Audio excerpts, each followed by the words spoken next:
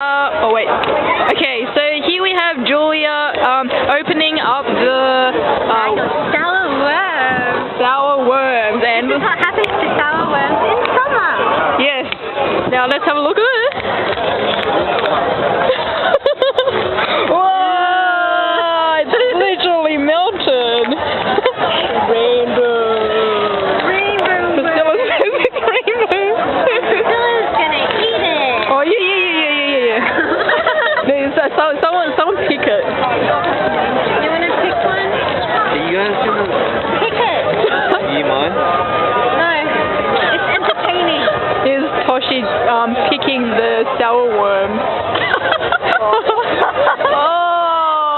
Oh! He's gonna eat it.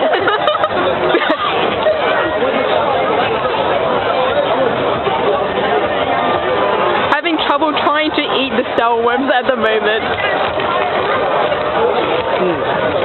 Tasty? Still good. It's still edible.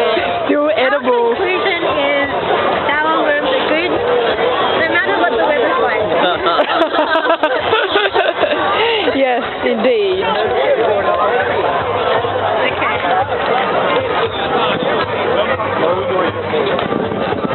Who wants to go next? Okay, Priscilla.